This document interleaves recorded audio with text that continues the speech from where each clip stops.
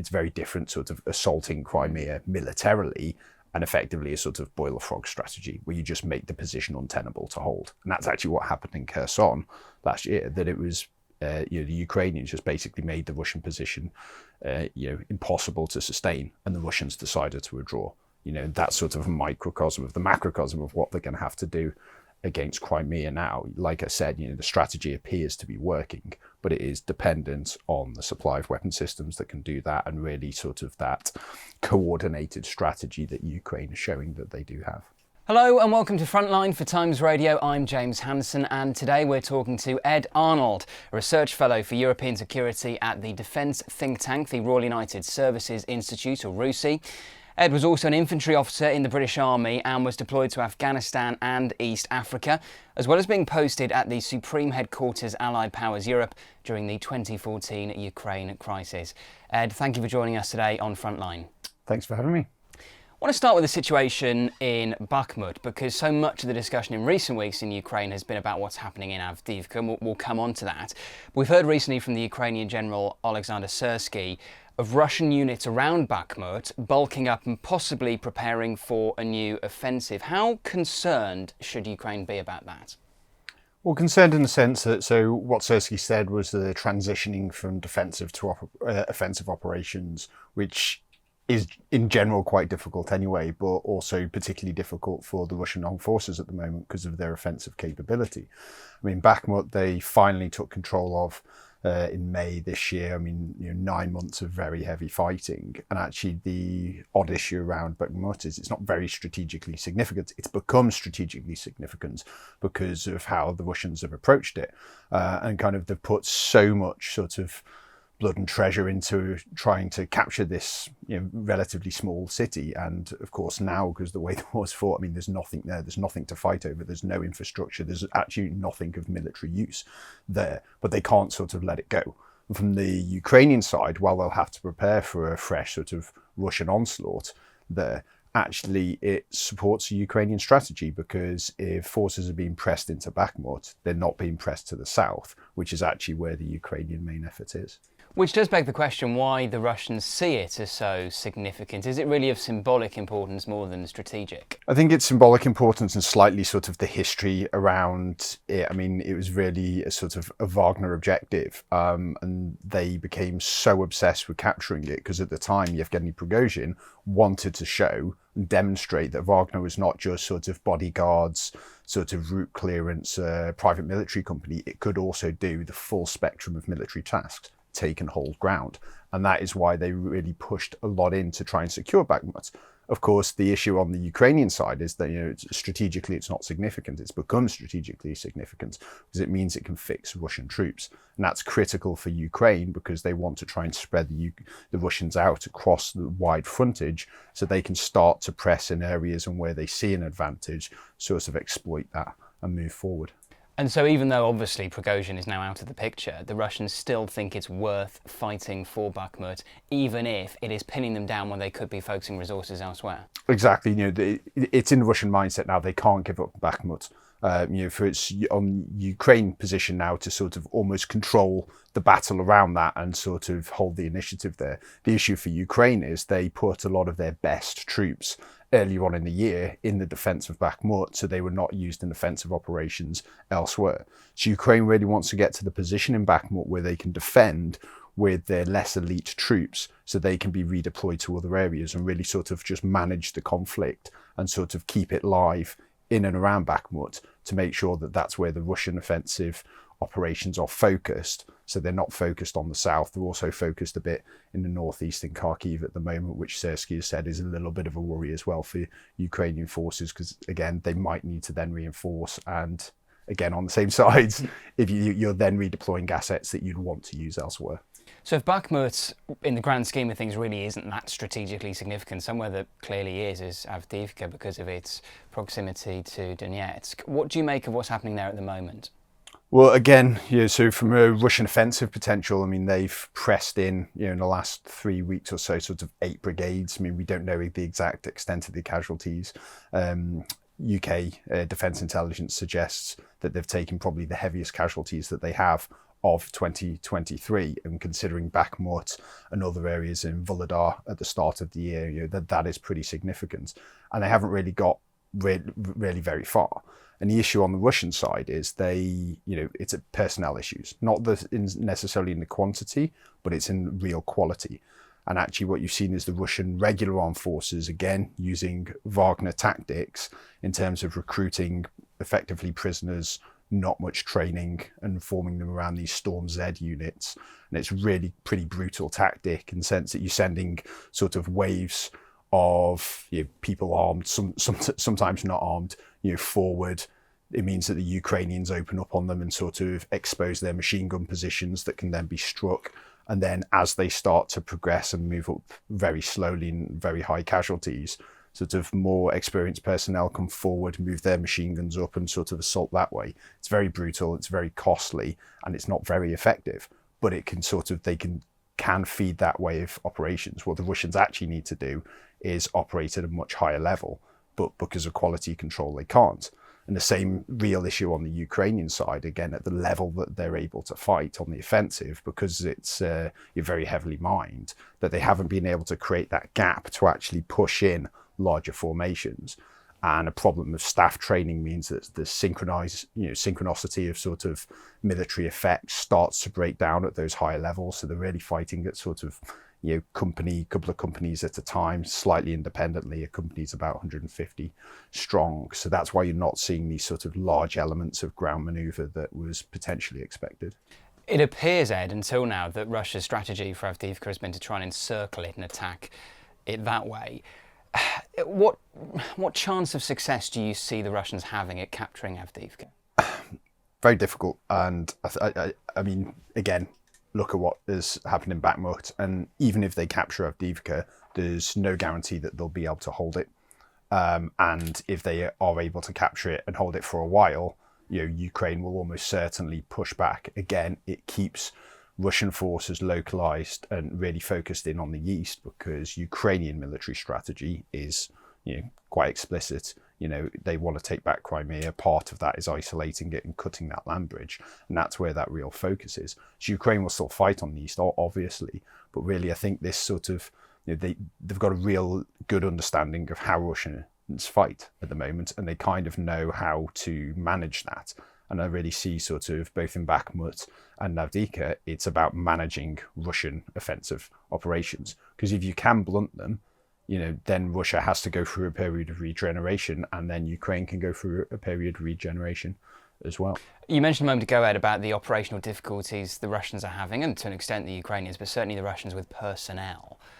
How big an issue is that? How much can they sustain it? I mean, obviously there are more. You could have more conscription. You could draft more people to the front line. But the quality of those troops and how well equipped they are, how well motivated they are, presumably that's a massive issue now. Absolutely, and this is all about quality, both in terms of the personnel and their ability to fight, but also the sort of moral component, the leadership, the ethical foundation, morale. I think that's the key difference that we've seen sort of over the fighting over the last 18 months. Both sides have this issue, and the trade-off is kind of where, when offensive operations are happening, you just want to try and get troops to the front line, so they're not getting trained as well as they might. There's a Ukrainian training program in the UK, in Germany as well, and there's sort of that is building up people who have no military experience to a little bit of military experience, and then they'll get a lot more experience organically. The issue now is with sort of the weather turning and sort of a reduction in military operations. Is that an opportunity, for both sides to try and start to train at those higher formations? And the problem at the moment is that both sides train organically to the units. So everyone goes to the unit, and if you want to sort of do some additional training, you have to put them further back from the front line, train them, and then bring them back. That's not very effective. What actually needs to happen from a Ukrainian perspective is, I think, Ukrainian Western trainers need to really ramp up training. They need to do it at staff level. They probably need to do it far closer to the front lines as well, so that, in terms of the border of Ukraine. And probably what Ukraine needs to do is keep them back at high level formation. So don't just send them to the front line, because there'll be offensive operations next year. It's a similar picture from the Russian side. And again, from the Russian issue is because they've taken such high casualties, the people who usually do the training were all pressed into frontline units as soon as they took casualties at the start of the war. So they actually don't have very effective trainers either. So that's a real difficulty on the Russian side. We spoke earlier about how around Bakhmut the Russians appear to be shifting from a more defensive mode to a more offensive mode. Do you think, Ed, we can say now that the Ukrainian counteroffensive has stopped, is coming to an end? No, not at all. I think one of the issues is we try and measure success on the expectations, which are far too high anyway. It has been very slow, and the issues around that are, extensive use of minefields that the Russians effectively, from their doctrine, what they'd usually do, they seeded far more mines, and that has been very, very effective. And that is partly because the Ukrainians over the last winter sort of allowed the Russians to reconstitute and build those defensive lines because they were exhausted and sort of the nature of the fighting last year. And that's why they haven't breached the defensive. They have got closer in some regards, but actually, it's less about the sort of the whole territory that's been liberated over the last sort of 5 months. It's more about where it is. So they are starting to press towards Tokmak. And what will be critical is, if the weather stops large-scale manoeuvres, so big arrows on maps happening, they can still press and really try and sort of keep the Russians engaged along the long front. We've seen the river crossing over the Dnieper as well, so that's sort of starting to press at Russian flanks. What they want to make sure is that the Russians keep pushing forces forward and sort of trying to fill gaps and not reconstituting those defensive lines. And actually, the one thing that you don't actually see on a map is what's happened in the Black Sea, which is all part of the strategy. And effectively, the Russians have had to leave Sevastopol and push their forces much further east because, the Black Sea is not safe. And Ukraine has shown an ability to target, and they don't have a navy. They've managed to hit headquarters. They've taken out a submarine with a missile. They've started to target S-400s, which is air defense system, which will give a lot of coverage to Crimea. So actually they're really starting to isolate Crimea, which will be critical to operations in 2024. So it's kind of, you've got to see it like how do you measure, and it is making progress, but the task is still going to be a very difficult one, and Ukraine is still wholly dependent on Western support. It's interesting you mentioned the Black Sea Fleet, because there are so many areas of fighting at the moment. Obviously, Ukraine having crossed the Dnieper River, as you say, and then we've been discussing Avdiivka and Bakhmut. Do you think, in a way, the most significant development of recent weeks has been what has been taking place in the Black Sea? Yeah, I mean, James Heappey, so UK Minister of Armed Forces, effectively called it the functional defeat of the Black Sea Fleet, because they're now not really contributing to operations in Ukraine. There's, other aspects of it as well in terms of grain moves from Odessa. There's the grain deal, which Russia is a part of, has broken down, but actually that's less significant now because, Snake Island was recaptured as well. Some oil installations that have been held since 2015. So really it shows that Ukraine's able to control, and again, they have no navy. So, and they're also doing it in a layered way so that, there's sort of been partisan activity. There's obviously a high level of sort of intelligence penetration and understanding of the battlefield down in the south, strikes by increasingly longer range weapon systems. And this is really about Crimea. Crimea is the vital ground, both for Putin and also for Ukraine for a variety of reasons.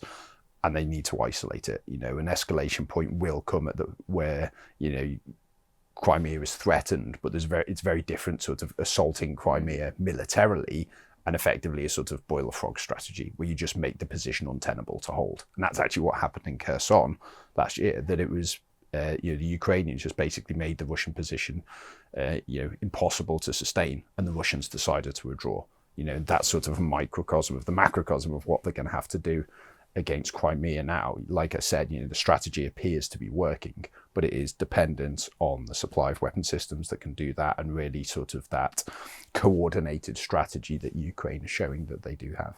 And on that, how much of a game changer do you think these ATACMS missiles will be?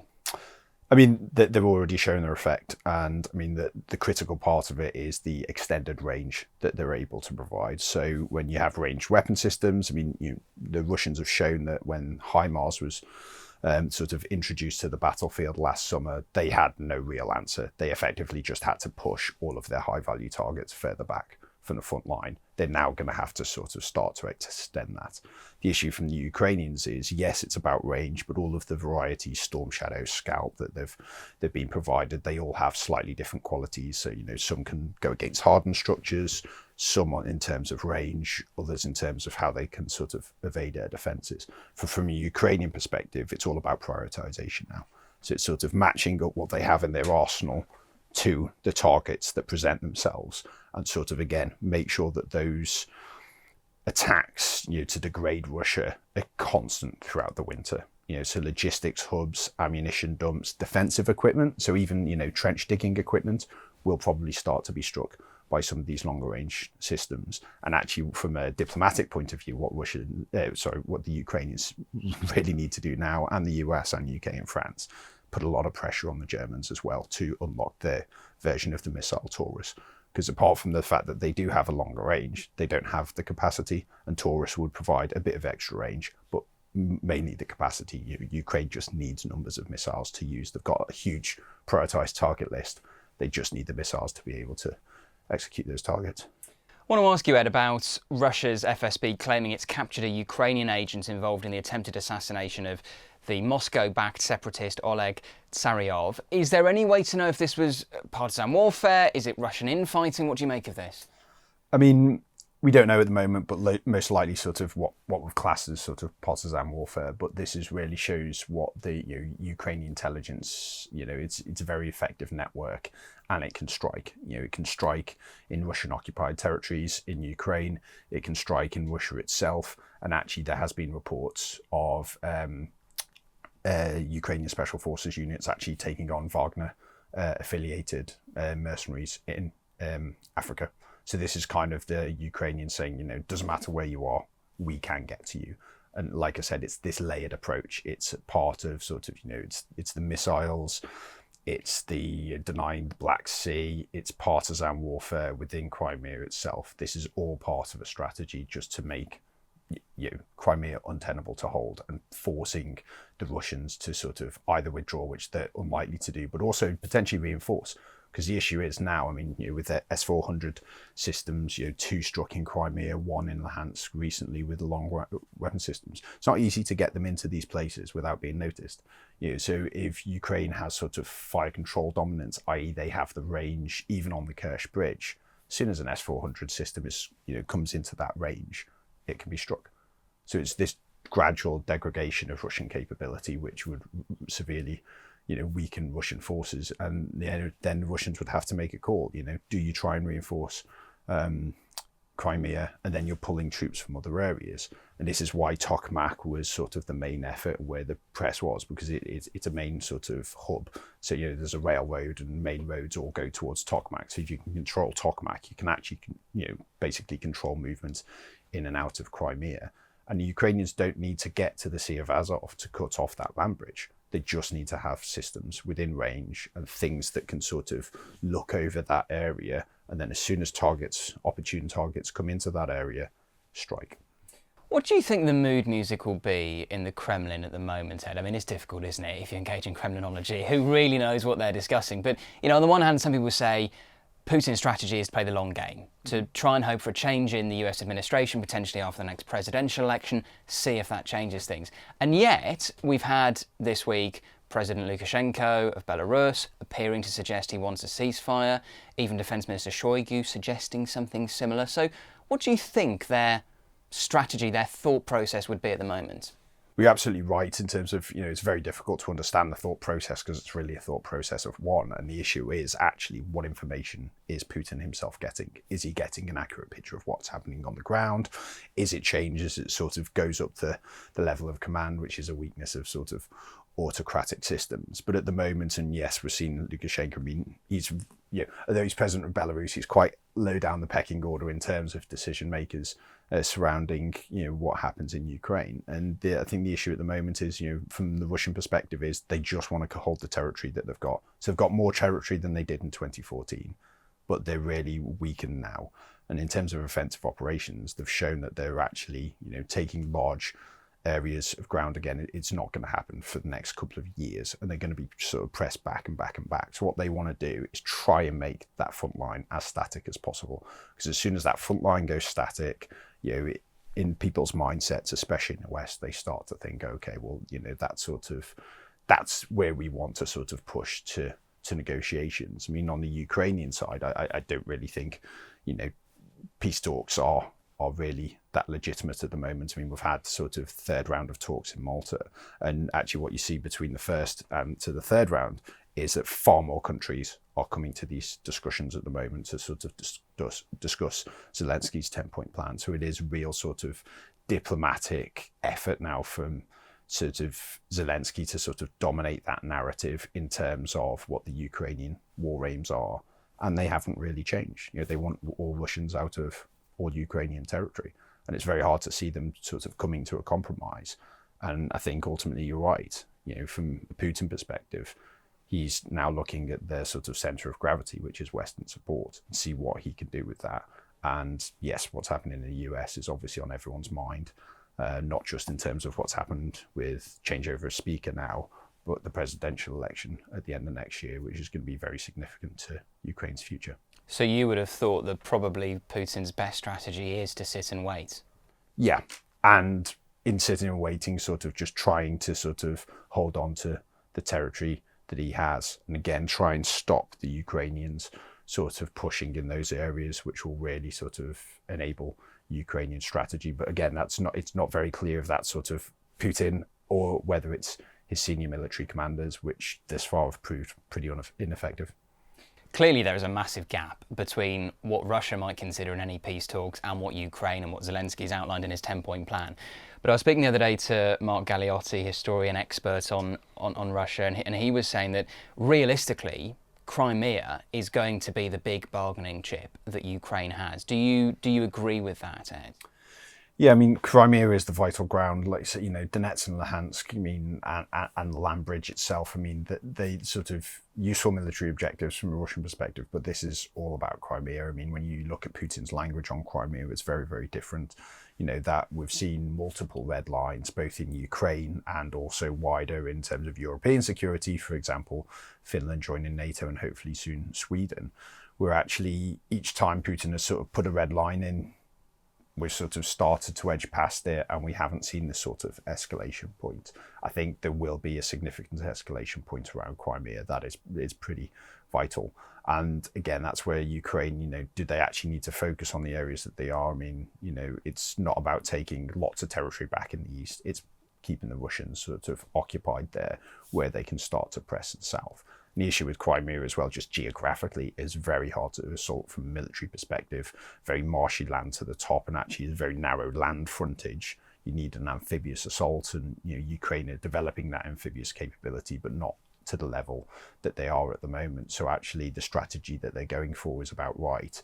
And this idea that if it is a boiler frog strategy, you don't quite get that escalation point, which you might with a full-on military assault, where at some point, you might need to look at potential use of low-yield nuclear weapons to stem the Ukrainian assault. If you're doing it from a degradation point of view, you don't actually really reach that escalation point. And if you were Ukraine attacking Crimea, I mean, you mentioned the need for an amphibious force, which isn't really there at the moment. Do the ATACMS come into play? Do the F-16s come into play? We're expecting more supply of F-16s from the Dutch. How do you carry out that operation? I mean, everything comes into play, and almost everything that Ukraine has done over the last 5 months, again, has been in some way shaping activity for moving against Crimea at some point. So like I said, it's long range, it's about degrading Russian capabilities. So that is the sort of the physical assets, air defense. Like I said, when you start to take out air defense assets, it was very difficult for Russians to move air defense assets into Crimea. They also bring them from other areas, and, at a macro level, I mean, all of the air defense assets that are around St. Petersburg are now actually in Ukraine. They don't have lots of these systems, especially the most effective ones, the larger ones, these S-400s. So that's part of it. Partisan activity is not just, we hear about it a lot in terms of, when there's an assassination attempt or something quite big that hits the news, but it's ongoing. and that's in terms of developing pattern of life, Russian military installations, all of those movement routes, etc. And also, creating that political pressure and actually focusing in on sort of, political leaders in the area, so at the municipal level as well. This is all part of a strategy just to make Crimea really untenable to hold from the Russians and force that on the Russian, military command and also political command to say, well, we can't hold this anymore. What do we now do? Just finally, Ed, is there something that we should be paying attention to with the war that you're not hearing enough discussion about at the moment? Mainly, defence industrial production. This is a huge issue now at the moment, and kind of, I think, by and large, we've been slow to ramp up defence industrial production. And what we're seeing again, this is a global issue, and whether it's in Ukraine at the moment, the anticipated potential military operations again from China against Taiwan, which US intelligence community assesses between sort of 2026 and 2028. Obviously, we're seeing larger scale ground operations now in Israel as well. You need ammunition and you need military supplies. You need very well trained military personnel to do all this. That's all about defence industrial production. Russia is ramping up their defence industrial production. It is gradually going up. And they're going to other, actors again, global actors, North Korea, Iran, to try and get more military material to prosecute their operation. It's sort of sucking everyone in. And the best mitigation we have against all of these sort of global conflicts is increasing industrial production. One key, issue is so US stockpiles of 155 artillery shells were pre-positioned in Israel. They were then moved to Ukraine. And, while 155 might not be what you want to do in terms of the Gaza operation, it's absolutely what you want to do if there's a second front war in Lebanon or Israel, against Iran. So, this is a global issue. And it kind of doesn't matter where these shells go to sort of support your military strategic objectives. You just need them in the first place. So you need to ramp up industrial production. A lot of equipment now. This is sort of the new normal, I think, for certainly the remainder of this decade. And some governments have got it, some haven't. But that demand signal needs to go to industry to say this is going to be consistent now. You need to ramp up your production. That is absolutely critical. Ed Arnold, we really appreciate your expertise, your insight. Thank you so much for joining us today on Frontline. Thank you. Thank you for watching Frontline for Times Radio. For more on the war in Ukraine, subscribe to our YouTube channel. You can listen to Times Radio on your digital radio, or you can read the Times online with your digital subscription and in print. Thank you and goodbye.